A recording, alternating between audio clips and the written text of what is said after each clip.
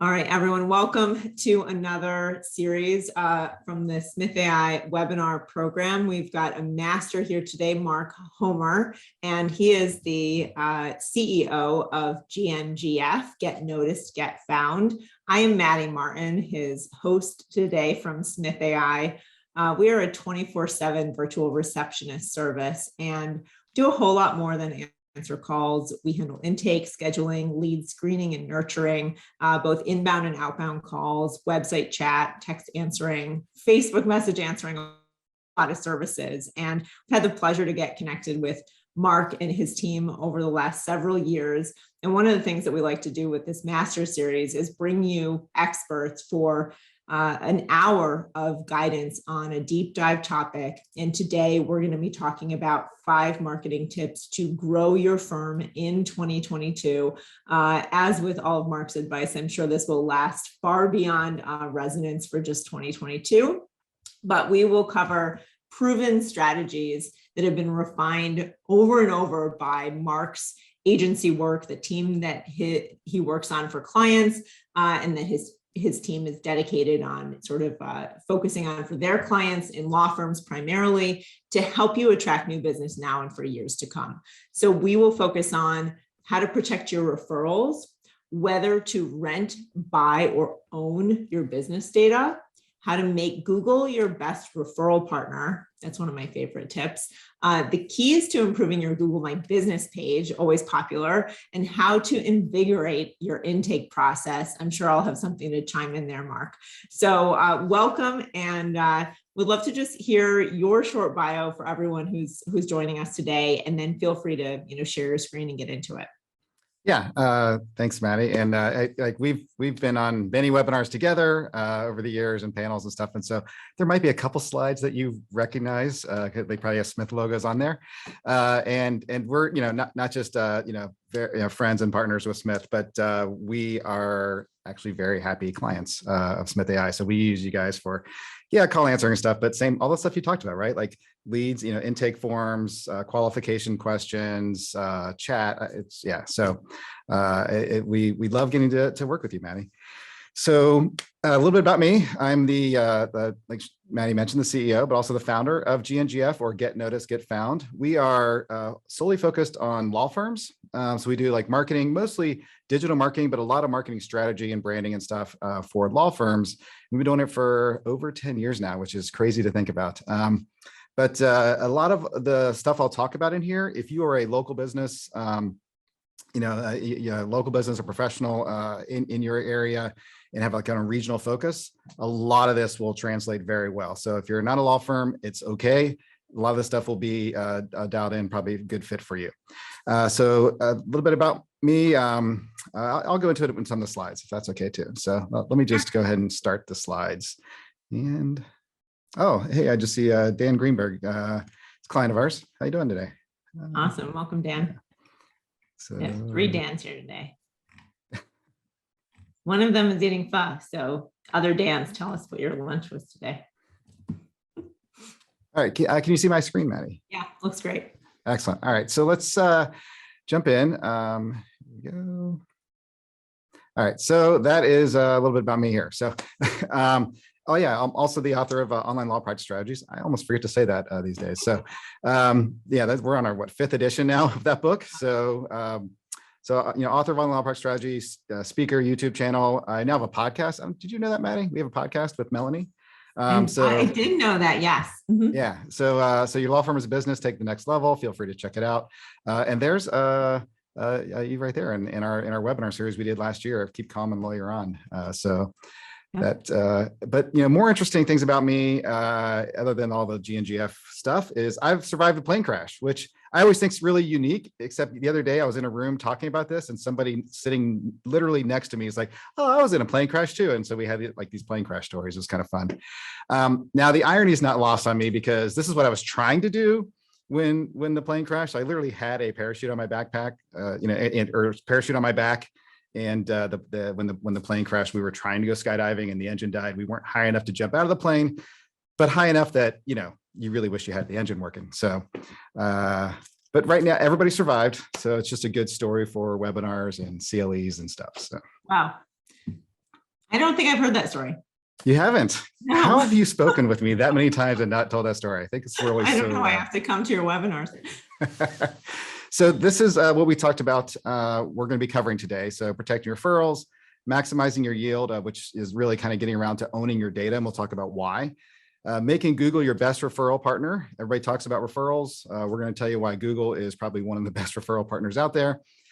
Building your second home, or what maybe even be like your first home these days, with your Google business profile.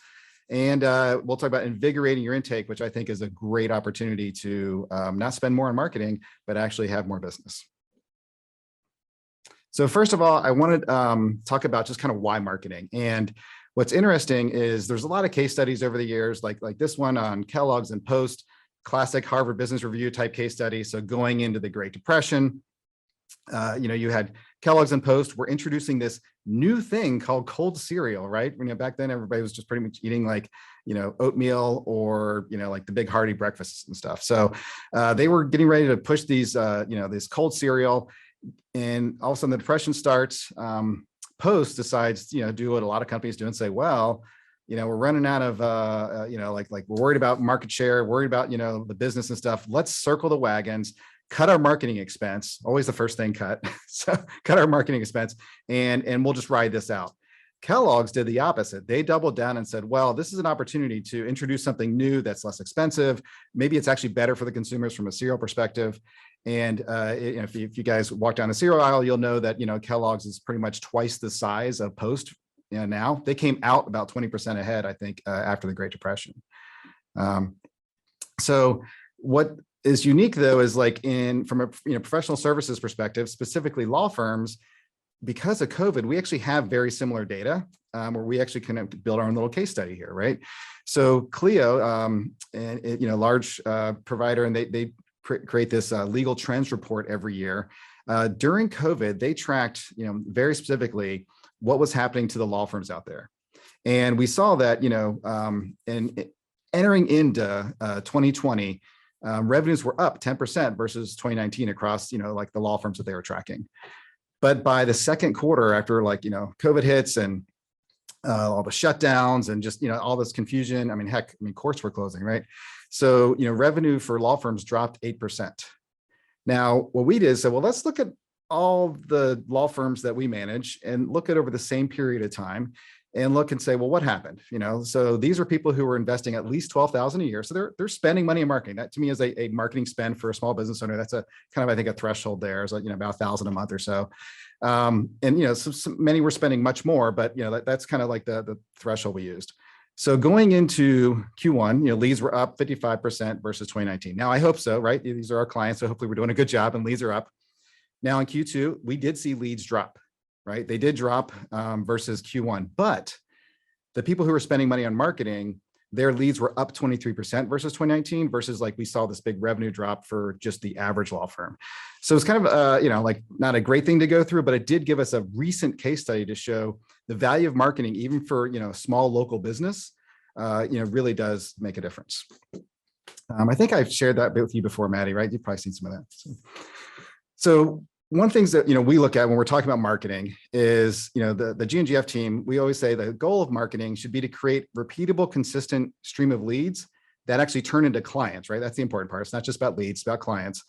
But the key is even when you're not just focusing on marketing, right? So when you're out having to like go network and be like like making calls or doing whatever, like you're having to like kind of focus on the work.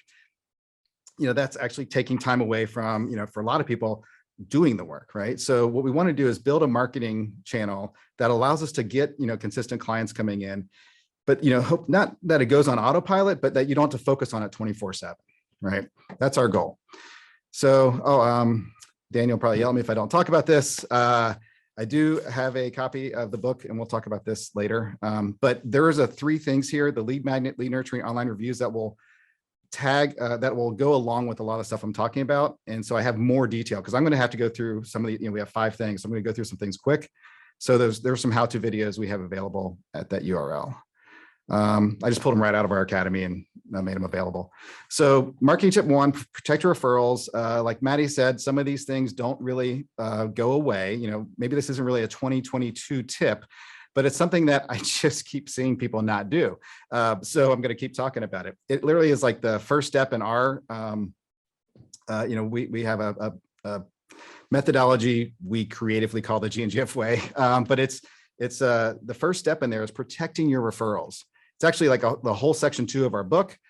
We've been talking about it for a while, but really what this has to do is when somebody, gets your information, from somebody, like they get a referral, like somebody's like, oh, I don't know, where to go for this particular problem. Somebody's like, oh, I know somebody you should call, Joe Smith or Jan, whatever over here. And this is where what used to happen is somebody would give a business card, they give a phone number, now what happens is somebody like pulls out their phone in their back pocket, right? And kind of goes, who is that? Joe Smith, and they look you up online. What is showing up? And so many people, like we'll have people call us and say, hey, I need some marketing help.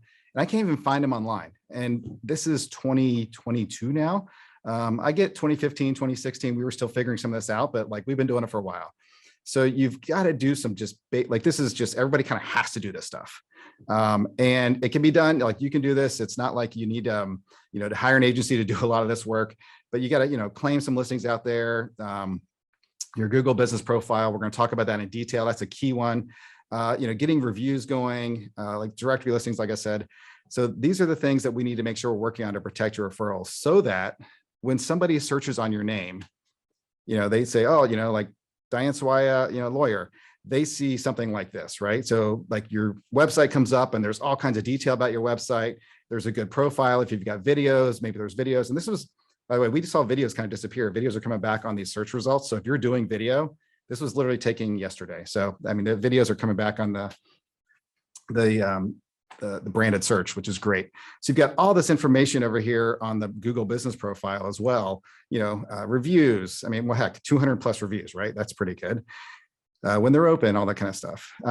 This is like the bottom of the page, right? So you've got, Yelp, Avo, other places that mention this lawyer. So if I referred you to Diane Swaya, you would look this up and kind of go, oh, okay, the internet supports what Mark says. He's not that stupid. So I guess I'll call this person.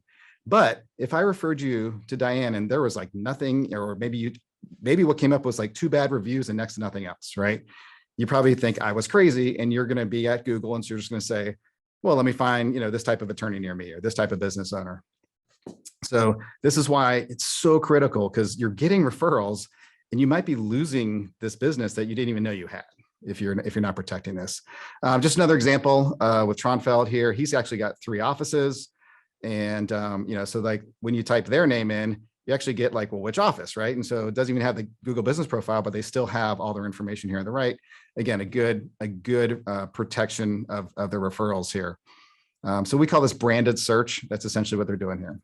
Mark, I just wanted to highlight one thing that you're touching on, but not specifically calling out, which is the range of content that you have available for Google to pull in, or any search tool to pull in, is really important. Even when we look on Facebook, if you type in a search, you will see that they bucket the results, right? Here are posts, here are photos, here are videos, etc. And now we're seeing Facebook videos on Google instead of YouTube. I don't know if she has any YouTube for Swaya, but depending on what Google is going to show, you have to have stuff available. So Google could decide tomorrow and the next day and the next day to keep changing up the search pages because they're constantly iterating.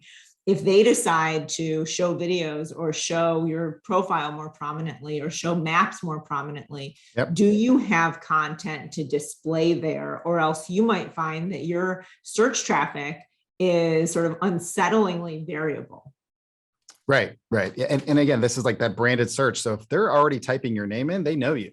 To lose that client, like it just drives me crazy, right? So this is a way to, it's a protection thing, right? It's just like insurance. Like you got to take out the insurance because you just want to make sure. The interesting thing is because, like we have like such a good job going on with Tronfeld here, that Google in the related searches, they know exactly who these people are. They know they're accident lawyers, personal injury lawyers, work injury. They know, like the fact that they have a commercial, right? So they have a video out there so they can link to. So the fact that like this, referral protection, you go down the bottom, you're like, okay, this is exactly the type of lawyer I'm looking for. Google knows it. So we did create on our website This is, I don't even think you need an email or anything. It's just there. But if you go to GNGF.com/PYR, is protect your referral. I literally created, and I wrote this a couple of years ago. So there, might be a couple things where you go to this link versus that link, but it's step by step what you need to do to protect your referrals. Again, there's like a whole section in our book that talks about it. So again, this is something that I wrote this because I think people can do this on their own and they should be doing it. And it drives me crazy to see when people don't. So don't go pay an agency just to do this part. There's other things you can pay somebody for, but this is something that you guys should be able to do on your own. All right, so jumping to our next tip, and Maddy, you're going to make sure I am staying on, keeping on time too, because I'll sometimes dive into detail on some of these things. But this next one is it's a kind of term, a marketing term we use on maximizing your yield, or maybe you can even heard that from a financial perspective. But the idea here is owning your data, and I'm going to explain what this means. Traditionally, we have gone out and we've done search engine optimization work. We've bought ads. We've done maybe Facebook ads, or we've done social media work and stuff. And the goal of getting somebody to our website, right? So we do all this work, pay all this money, whatever it is, to get somebody to our website. If they don't convert, if they come to our website and then leave, we've just kind of wasted that money, right? Same thing if you're buying leads. Sometimes, you buy leads, and if, you call them and they don't answer, then, they're gone. So the idea of owning is that somebody comes to your website, you want to do something to be able to get enough information where, and there's a lot of tools out there, from generic ones like HubSpot to like industry specific ones. For example, legal has like Lawmatics, ClearGrow. There's other ones specifically in legal that are just CRMs for that industry. You pick the industry, they've got industry specific ones. You could start as simple as using MailChimp in the beginning, just to kind of capture your information. But what you're doing now, instead of like having somebody just kind of drive by your website and move on, think of like having a billboard, right? You don't get any of the information if people drive by your billboard unless they actually reach out to you. Instead, what you do is you have them come to your website, and maybe they're not quite ready to pick up the phone and call, but they see some information that you have that they want. They're willing to exchange an email for it. And we call that a lead magnet. We're going to talk about that. And then now you have their email, or you have their phone number, or you have their cell phone number, and you can follow up via text. You can follow up via email, and you can maybe even do some campaigns of multiple emails. We call this lead nurturing. And that is the difference of kind of renting versus owning your leads. Once you own the leads, now you can do something with that over time. You can stay top of mind with this person. Maybe like, and this is, I've got, plenty of stories on this. We've actually had clients who say, somebody came in, they, downloaded some information. They ended up not hiring this law firm. In fact, maybe they talked to one of them. They didn't end up hiring, but because they stayed top of mind with like a monthly newsletter, whatever, they've referred other people. They didn't even use this lawyer, but they referred other people because that lawyer stayed top of mind because they had their email and they had a really good lead nurturing campaign. So I always find that fascinating too. Sometimes it's not the person who you worked with best, it's the person who last emailed you that you remember the name. Because believe it or not, a lot of times people will work with somebody and they'll actually 2 or 3 years later forget the name of that person. So staying top of mind is important. And the idea here is like there's a whole, we've heard these terms like marketing funnels. We use terms like lead magnet and lead nurturing. This is this idea of you have all this way of getting traffic. So think about the blue as like getting traffic to your website here on the right. And then if you don't capture that information, it just disappears. But if you can capture the information, then you can, you have this, whether you're actually having an intake and actually following up with somebody right there with a phone call and saying, hey, people who download this typically need help. Can I help you with anything today? Or you're just sending some emails out there and kind of saying, people who download this typically have this question. So here's an answer to that question. And there's different like lead nurturing campaigns you can do. A lot of people get stuck though on kind of what a lead magnet is. And I think they overthink it because they're thinking that, like back in the day, people were like, oh, you need to write an ebook, which sounds very intimidating. But, we find that a lot of people already have in their office stuff that makes great lead magnets. If somebody comes into your office and you're handing them something, you probably have something that you could put online. If you internally have a process that is a checklist of the first 15 steps that somebody does, probably 5 or 6, 10 of those maybe even could be turned into a checklist lead magnet. We see tip sheets, all the time, like, hey, here's things you should do and don't do. Like, a lot of times you may talk about these the first time you talk to a potential client, right? You may be on the phone with somebody. These are the type of things you're walking through. Bundle it up, put it online. It could be 1 page, 2 pages, 4 or 5 pages, maybe on, FAQ articles. If you already have some articles that somebody's written with you, or you've written some blog posts, combine those together.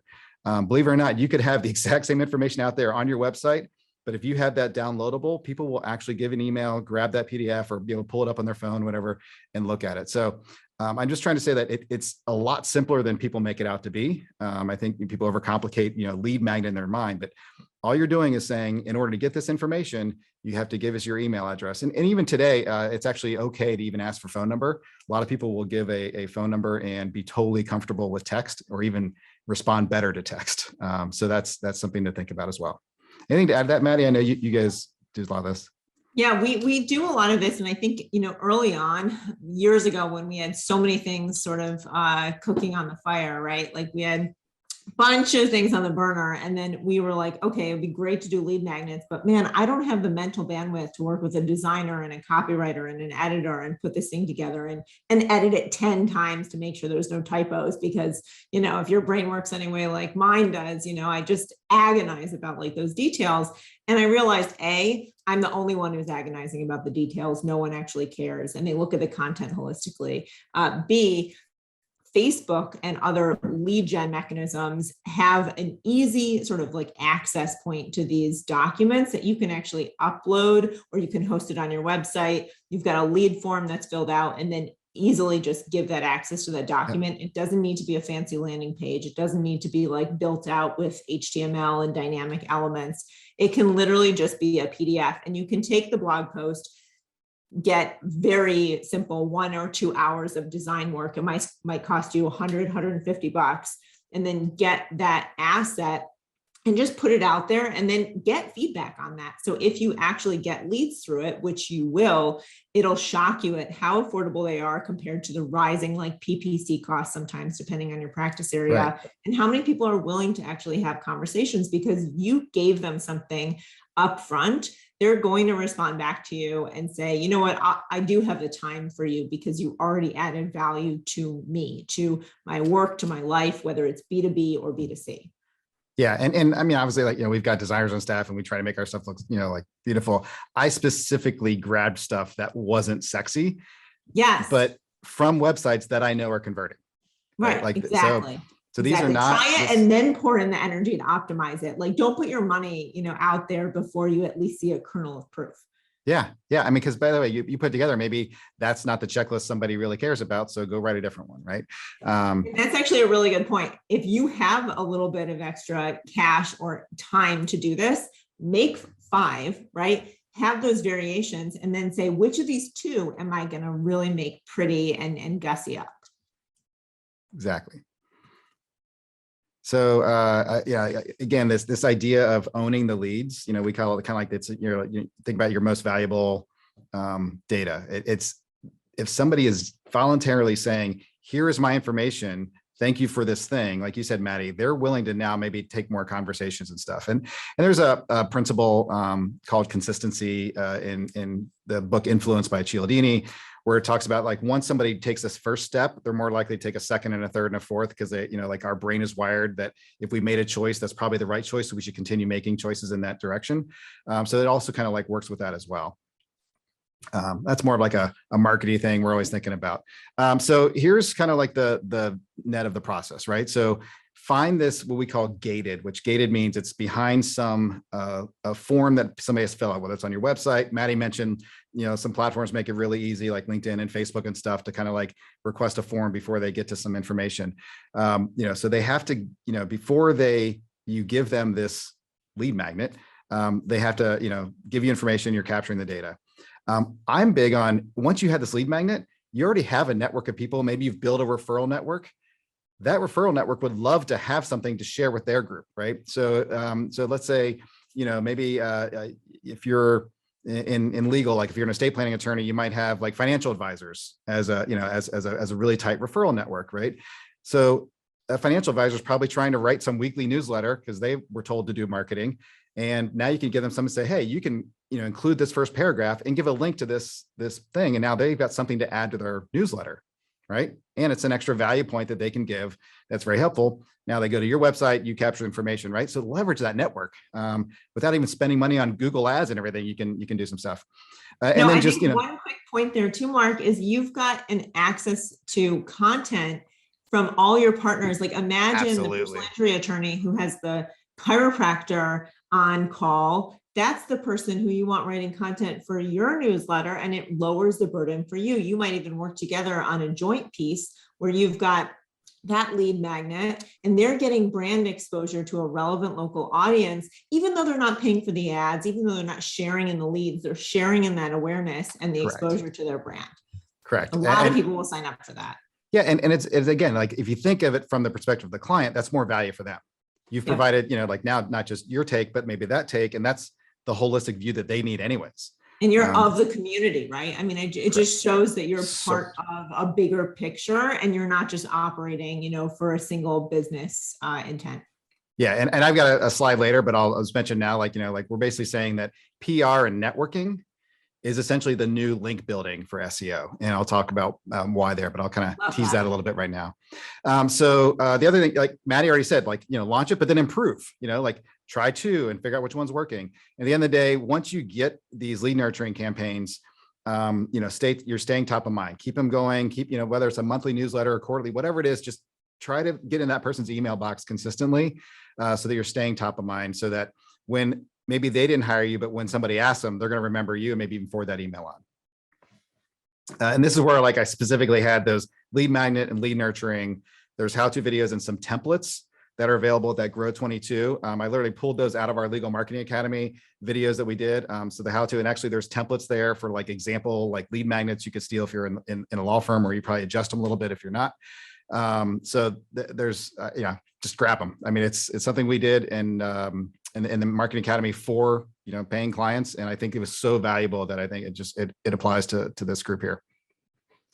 So the next thing is what Maddy, you mentioned, this is one that you like, making Google your best referral partner.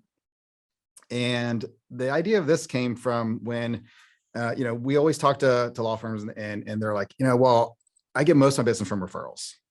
And for years, we're like, we get it. That's why protect referrals is so important. Referrals are a big piece. And then data started coming out on the way people are searching for lawyers. Now, if they're searching for lawyers this way, they probably are even skewed more towards searching on their own for a lot of other business types, right? So what was interesting, the data that came out showed that it was almost like a 50-50, right? I mean, there's 59% this, 57%, some did both. So I'm going to kind of just call it 50-50, right? So if you are only relying on referrals, and maybe they've got like, 10, 15, 20 people or plus your whole client list, like all these people that are like giving you maybe 1 or 2 referrals over the course of a year. Well, the other 50% of people are searching, and those people who are searching, 90-something% of them, if they're searching online, are searching on Google, because that's just the data of how strong Google is on online search. So, we know that if you are not investing in Google, you're giving up 40-something% of potential customers there who are looking for, in this case, a lawyer. I think, any professional is going to be very similar. And this is what that looks like, right? Like literally, this is what happens. Somebody goes, I got a problem, and they go to Google and they type for that thing, especially if it's a local kind of search. It's like they use it. By the way, I put the word immigration lawyer near me in this example. Near me is used a lot. In fact, to the point where now, if Google starts seeing the first 2 words and it thinks that has some local provider orientation to it, they even kind of show you near me as one of the top searches. So people are typing that near me. Literally, like we saw there's an example, like a dentist literally changed the brand name to like dentist near me. That was kind of funny. Google's changed a lot of the rules and stuff like that. It's not going to actually affect SEO anymore, but it was kind of funny that somebody went so far to change their brand name to near me so that they would show up in first in search. But this is kind of what happens, right? You've got, people type it, they go to Google, they've got ads, they've got maps, they've got so many ways within the Google properties just to get information about people. So the interesting thing about this is if you're just focusing on your website, you might be missing out. So Maddy, you mentioned earlier, like there's so many ways to have your information listed, right? It's the maps, it's the ads, it's now local service ads, it's directory listings, right? So here, Yelp is kind of like one of the first things underneath the map in this particular example. Expertise.com is down here. So the first 3 scrolls, I didn't even get to a website yet, right? Other than like, ads and listings. So I always find interesting. So the net of it though, is that with Google, we know, and we know it because we do it all the time, SEO is still working. It still works. It works really well. If somebody gets in those map, the maps is like essentially somebody searches on, immigration lawyers, they end up with a map. There's usually like 3, maybe 4 listings if there's an ad. We're starting to see a few more longer map things coming out. So that's coming, stay tuned for that. But if people show up in these first 3 listings, the business, it just goes like this, like the calls, it's almost instant. And it's dramatic. So, but this is an example of like, once somebody's getting in like keyword positions, just the traffic that goes up, organic visits per month over the years, just by focusing on SEO. These are clients who are just doing mostly SEO work. So you can see like the organic traffic going. So this is something, 2020, 2021, I mean, the growth's still happening. SEO still works. So if somebody says like, oh, don't worry about SEO, like ignore it. Like that is it's still a great place to start. And you need to kind of build the foundation and do it over time. When it comes to SEO and getting traffic from Google, here's the general processes that I recommend. First of all, for content is still king in this world. I think it's going to be something that over the next year or 2, we'll start seeing some issues with that. But right now, you still got to build content. One of the reasons I think we'll start seeing issues is there's a lot of AI generated content happening right now. And it's getting pretty good. So it's getting easier to produce good content. And at some point, Google's going to say, well, I have so much content, I need other reasons to determine. And that's where we'll get another tip up here. But for local business, really, it's 3 areas of content I want you to think about. Your educational content. We just talked about, what are the frequently asked questions? What are the problems that somebody has when they walk in your office? That's the kind of content you want to put out there. So somebody goes, oh, okay, that helps me. That's going to, move the needle of them building some trust. Advocacy, right? So you're kind of like, maybe it's not just the educational content, but here's why we feel this way, or we feel strongly about these things. Maybe you have a certain thing you really stand for or really stand against in your particular practice area. For like example, for a lot of accident attorneys, there's a lot of advocacy around, here's how insurance companies are screwing you, right? And that's, it's very, like a lot of examples of here's why you need the help, you don't. So that advocacy is the other one. And the third one is location. You just got to let Google know kind of where you're at enough. And that may be, a lot of people try to game that by just writing like local articles about like, oh, the park or the zoo or whatever. It's fine. I mean, that works, but it could even be as much as thinking more cities and saying, in this city, here's a particular thing that affects some of my educational content. So take some of your educational content and skew it to a location orientation. So you kind of kill 2 birds with 1 stone in that regards. But those are like the 3 pillars of content. Still continue building content on your website. That's going to help from a local business perspective. On the paid side, which again, it's still a way to get traffic from Google. The one that's performing really well right now is local service ads. If you are a lawyer or a doctor or something like that, you're going to have like Google screened is what you're going to have to worry about. And I put the URL right there. You go to ads.google.com/local service ads. You can set this up on your own. It's actually not overly complicated. You can have an agency help you set it up, but I wouldn't pay some like a lot of people kind of pay like so much per dollar. For local service ads, I wouldn't do that. That pay-per-click, that makes sense. It's really complex. But local service ads, it's not that hard to set up, but it's performing really well. You take the effort to get screened or guaranteed. It means that Google's doing a background check. And the reason they have to do this is so many people are competing for those maps. Some people are gaming the system and cheating. So this is a way for them to do a background check to say, nope, this lawyer is actually a lawyer at this bar association. This pick another business, right? So this landscaper, I've done a background check on all the key, partners at that company. So Google's kind of like putting a little bit more emphasis on that. So if you do it, they're willing to kind of put you up there in local service ads, and you only pay local service ads when somebody like actually makes an action to call or something like that, not just per click, like a lot of Google ads. I did put here, Google ads do work. We use them all the time. They can provide a good ROI. Just takes a little time and to be honest, like some nuances and some smarts. I don't recommend, having a side hustle of trying to do your own Google ads.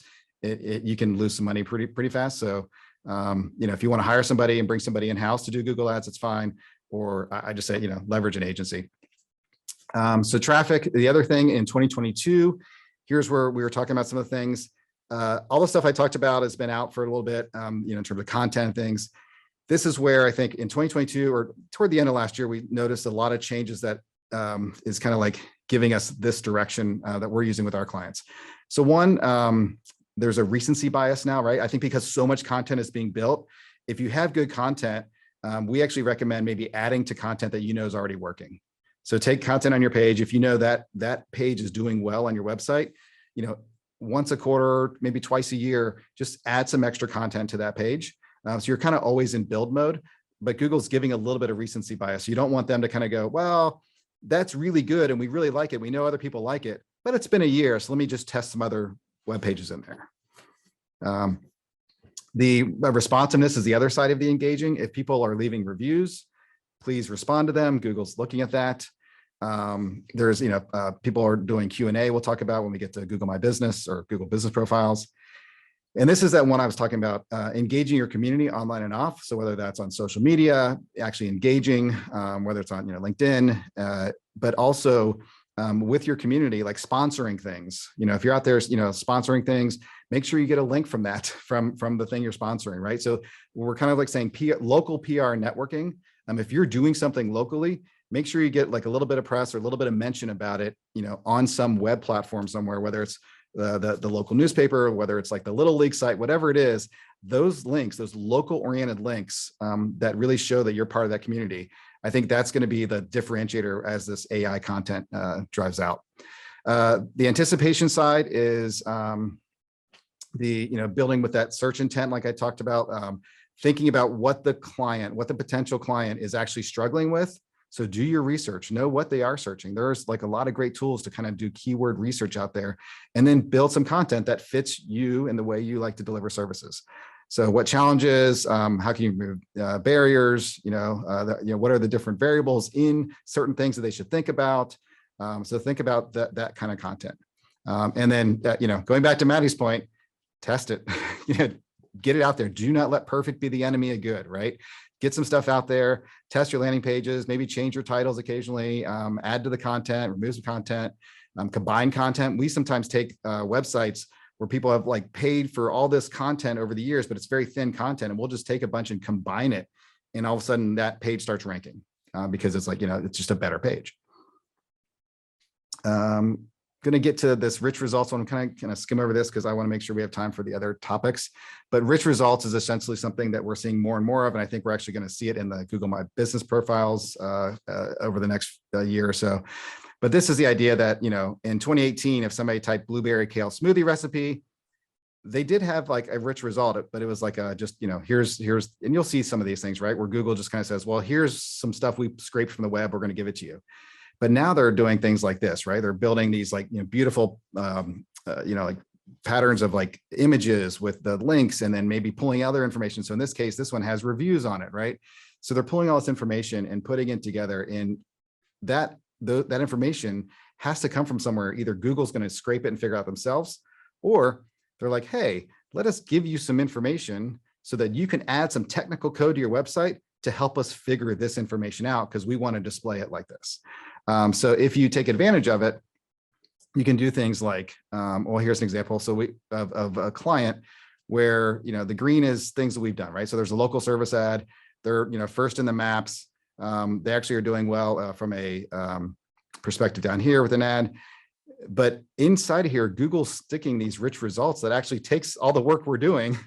And if we don't figure out how to get in these rich results, it's actually reducing it, right? So Google sneaks in this, people also ask, or here's some top stories about this, or click more news, right? So Google's giving things that keep them on their property just to see if maybe that's not what you wanted, but maybe there's something else you wanted. And if you don't figure out how to kind of get in these rich results, then a lot of this work that we spent years and years doing, right, starts, getting diminished a little bit. So ways to do this, there's some technical code on schema. I put down here, you can Google schema builder for Chrome, or Merkle schema markup generator is a nice little tool. So again, you don't have to like, go hand code this.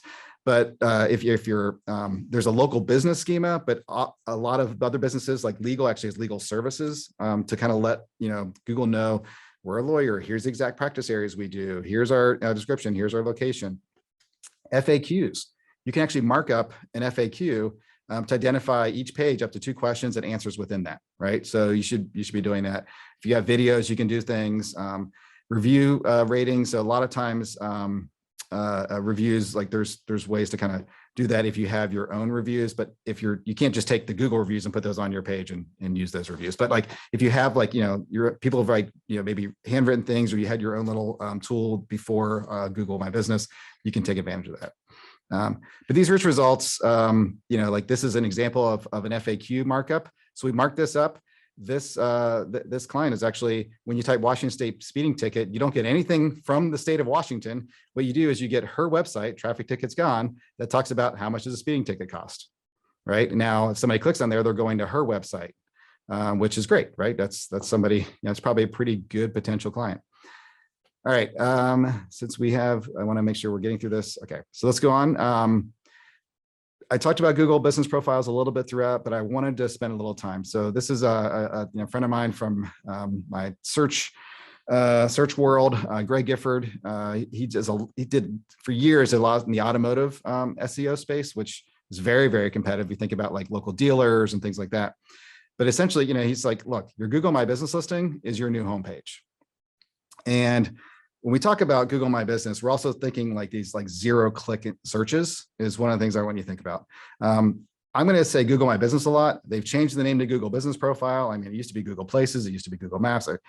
So GMB, Google My Business is actually Google Business Profile now, but you'll hear it interchangeable because it's just GMB was so easy to say. I'm so bummed they changed it.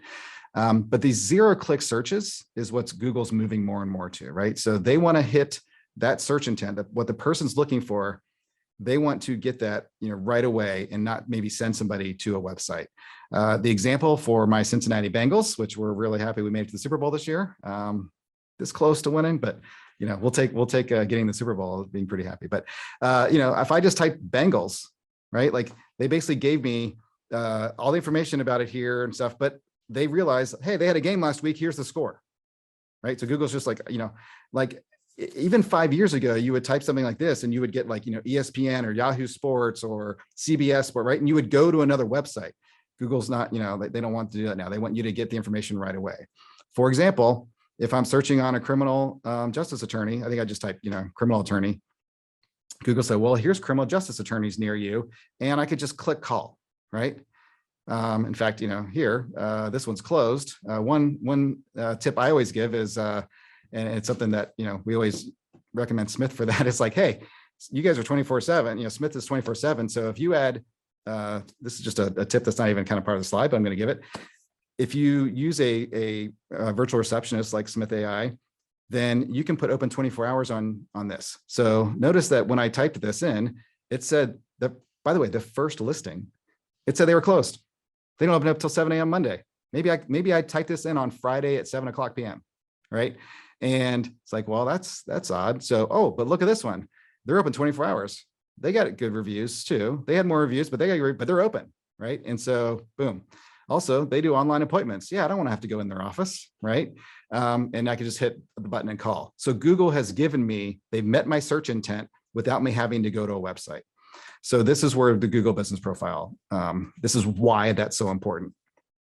It's not just for protecting your referrals. It is because the old model of you did a search, you hope that your website showed up there in their search, they clicked your homepage, they looked at your website, maybe they did something. That isn't the default model for a lot of people now. Now they do a search, they see your Google My Business Profile. In this case, I clicked on, if you look at that previous example, I clicked on this law firm here. So I didn't call, but I just wanted to see more information. I click on them. Google didn't take me to their website. they took me to more detail on the Google platform about this firm, right? So they, I could call, I could get directions. There's Q&A ability here. I could look at reviews. I can see all their services, directions, right? So I can do all this, or I could have just hit the back button here and went back to these results without even, leaving Google. Why that Google Business Profile is so important. So hopefully I've kind of hit that home a little bit that, this old model, it still happens, and it's still something to focus on. We still want to get people there. And people may get to your website once they get to this Google Business Profile, but you want to make sure that they also can call you, that they realize they can call you. How can they call you? Or some places you can even, depending on your business, you can have forms built right in the profile. And this is why I always say it's so important. Here is, this is March to July. This is somebody we helped out, so you can see like 500% increase. Yeah, I'll brag about it. It's like 500%, but really it's probably they were at zero. They just were not there, and we did something. So it was a 500% increase, but just look at the numbers, right? 2,000 searches triggered that business profile. 100 calls were made from the business profile. So like we do call tracking and stuff on the website, but this is Google saying they didn't even go to your website. They just called right from that business profile. And you can see all this data in the Google Business Profile Insights. There's an app, and you can also, grab it online. But, like you can see all the interactions here, people actually interacted with the business profile. These are real numbers. I mean, this is like, like if you're a local business, 100 calls seems important, right? And that's, July through November. And again, this is like a newer client that we were jumping in, but that's, that's quite a few calls a month that didn't even go to a website. Or only from organic search too, right? That's not all your calls, referrals, other directories, et cetera. Correct. Yeah. I mean, but it's just that work on the business profile. So to do it, you go to google.com/business, claim your profile. But this is where, you want to build all the information, right? So you can add posts like, every, once a week, once every 14 days or something like that. You can put a post up there. If you're going to put something on social media, throw it on your Google My Business post. You can put all your services or products. So products are, they actually, Google recognizes that they're services as well. So you can put like, here's the different services we offer and give some detail about them. You can, put a whole description. So if you have an about on your webpage, put some of that information right there. Images, you can have all kinds of great imagery. People can, like kind of scroll through, oh, there's the office, there's the people that work there. Here's some, interactive things. If you, like I said, if you sponsor some things, you could have the fact that, your banner was at this event or whatever. Q&A, Google has Q&A. What's interesting about Q&A is you actually don't have to be somebody who works at that company to give an answer. So you want to make sure you're monitoring that, because somebody may ask a question. And I have seen some examples, and I got some, I don't have the slides here, but like I have examples of like people saying horrible things, almost leaving a review, but the person didn't realize they had a negative review because really it was an answer that they weren't checking. So you got to make sure you're staying on top of those questions and answers. And again, to be consistent, right? So, don't just go do a bunch of stuff and then not do anything for a while. Do a bunch of stuff. It's like people who blog, right? They blog and they do a bunch of blogs. And then next thing you know, you look at the blog and the last update was 2018, right? And you're like, well, this business might be closed, right? So, just be consistent, build a process. I think you should be thinking about your business profiles as much, if not more, than you think about your homepage. And people, by the way, working with a lot of law firms, people agonize over how that first homepage looks, and they don't even think about their Google Business Profile. And that more likely is getting seen way more often. So the images you put on that profile and stuff, don't just grab something and throw it up there because it needed an image. Like, think about what's there. And again, like we've got whole information about online reviews. I put that here. So how-to videos and templates around online reviews. And we talk a little bit about SEO in there as well in that training, because it kind of went a little sideways for a part of it. It was really good. So again, grow22, gngf.com/grow22. Also, I didn't mention this before, but we'll give a copy of ebook. We have an ebook version on a little USB key. How about that? Or the paperback. I had to do a USB key because we were sending out PDFs. People were like, well, I want a Kindle version. And so we sent Kindle versions. Well, I want the PDF version. So I got both now. All right, the last one, and very, very important, is what I essentially talk about: intake solutions, using intake processes, using CRM solutions. Again, in that Clio legal trends report, they basically showed that firms that were growing faster than other firms, were, half of them were, or they're 46% more likely to use CRM solutions. So this is, you can see that, the ones that are growing, almost have full adoption of like intake and CRM, which is, and the ones that are maybe are shrinking, not even 60% or so are doing it. So this is the thing that my podcast co-host, we were talking, she's like, look, every year this, Clio does a survey. And one of the things that they get from people when they kind of do a lot of secret shopping and stuff is like, no one answered. We never got a call back. They didn't email me back. So all that work we put into these leads, we need to be putting in the nurturing side. In fact, probably more on the nurturing side in the beginning than you put it on getting the leads. Because if you're sending leads into a basket that just never gets touched, you're wasting money. So on the process side of this, because I want to make sure we're running out of time, I don't know if there's any questions coming in. You can interrupt me, Maddy. So from a process perspective, just think about and this is, I'm totally stealing this from my podcast host, Melanie from Streamline Legal. She talks about, the policies. You want to talk about why is this, intake important? What is the desired outcome? How are we going to measure this? And then you build a process. Who does what by when, so that somebody else can do something by when, right? And when it comes to intake, it's like, how many, who's answering the phone? How fast are we answering the phone? How fast are we getting back to somebody? How many times do we try, right? I'm shocked the amount of times people are like, oh yeah, I called them back. They didn't answer. Done. And that's it. Right. Yeah. Right. Or Maddy, you probably see well, did you follow up with that person? It's like, well, it didn't seem like they didn't give a lot of information in the description. So I didn't want to, really bother them. Like people feel like they're bothering them to follow up with somebody. Right. Yeah. They didn't leave you a voicemail because instead of spending the 2 minutes on voicemail, they, just go and call the next person. Yeah. So, answering the phones is huge. And by the way, I say phones, but, responding to chats, answering the phones, responding. If you're doing social media, people are trying to reach out to you on social media. So you're spending all this time on social media, but if you're not keeping an eye out for that, it's one of my favorite things you guys did a couple of years ago was like, at Smith is like, you started monitoring Facebook Messenger. Yep. Because we would take over somebody's Facebook Facebook page and tell them, hey, you realize you've got 20 leads in your Facebook. Like, how did those turn out? They're like, huh? So right. People are following you, right?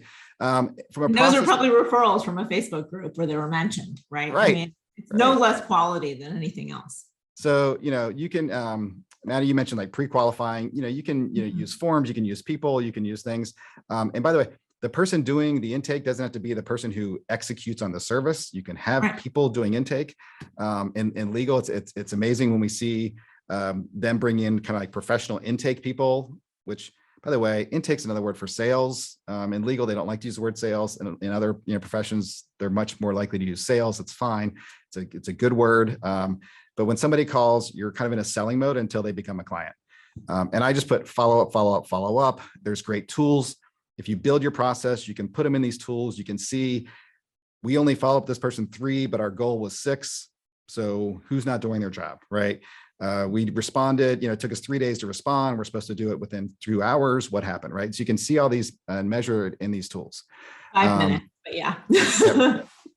So yeah, 5, exactly, right? You probably can talk to this slide better than I can, since I think I stole it from you and this one. But I always talk about this as just, how the time people, are thinking. It's like people will say, well, I'll call them back tomorrow. And it's like, if you're not calling back within 10 minutes, according to this data, like they're gone. And if I just showed you a Google business profile, they hit call, they hit the back button to go to the next person. Exactly. So if you're not answering right away, you're good chance you're missing somebody. And it's changed a lot. And I think there's a lot more acceptance of virtual receptionists or intake professionals and things like that, answering the phones. But because years ago I'd have, lawyers that would say, well, it goes to my cell phone. I'm like, yeah, but when you're in court, you're not answering it. They're like, well, I'll get back to them the next day. Like we're doing online advertising. They're on to the next person. There's a list of 3 people. And if you didn't answer the phone, they're gone. Right. The other thing is with chat and Texting, I think it's a big deal to think about when somebody reaches out to you via chat or via text. Try to have a process where you can get back to them the same way they reach out to you. And you can ask them maybe even on the first call. It's like, hey, how do you prefer to be contacted? Right. And if somebody says text, there's some great systems and tools out there that allow you to text from a number, but not your text number. And it's tracked and it's inputted into your CRM systems and integrates well. So there's ways to do it that's still like you just messaging or kind of almost emailing. But it's to them, it looks like a text. And a lot of this is just, I think that actually is some data that we kind of did jointly. Yeah, that's data that you had shared. And I think, one thing that really came out of that is people expect to be able to find things on your site or to chat. If you don't have a big old search bar on your site, which I'm 99% sure that you don't, just randomly selecting anyone who's on this call, and then you're going to expect chat, because chat is the search. Chat is the way that you're going to discover not only those leads that are just sitting on your site waiting for someone to say, hey, how can we help you? But also those keywords that are in Google that are not provided, that are hidden to you. They're going to type the exact same thing in chat. And then you get a lot more of an idea of what people are looking for when they come to your site. Even if they don't have a full conversation, you still know what brought them there. So there's intrinsic value from a content perspective. Yeah, I mean, we've talked about that a lot. Where getting the text pulled out of chat and looking through there, you find FAQ content, right? You find keywords that people are using that you didn't think about. Like, oh, we're advertising on this. I didn't think about people calling it that. Right. In addition to conversions and people actually scheduling time with you through chat and doing intake through chat. I mean, it's basically a sequenced form, right? If you make it into a conversation. And what you found, Mark, is that there are net new leads who are chatting who wouldn't otherwise call, because people, especially when it's legal or financial or even medical services, or things that are related to all three, they're sensitive topics and they don't want to be overheard by a coworker or family member. It might be improper, inappropriate, for domestic violence cases, totally unfeasible to have that conversation out loud, right? So it is something that is safe and comfortable for your leads. Yeah. And that was a challenge we got early on. I was like, well, I don't want to do chat. I'm just like, if I put the chat there, they're not calling me. And so what we found is no, there was 25% more, leads that happened once we installed chat. So these people who weren't calling you before. So yeah. And I think, I think we can wrap it up here. So this is, again, grab our paperback, but the big thing is get these lead magnet, lead nurturing, online reviews. That's all the how-to and templates that go along with, my why on this presentation. Awesome. Mark, thank you so much. I love having you here. Thank you for joining us. And for anyone who wants to get these resources, just go to gnGF.com/grow22. If you'd like to learn more about Smith.ai, visit smith.ai. So Mark, great seeing you. I look forward to seeing you soon. Thanks, man. Thanks so much. Take care, everyone. Bye.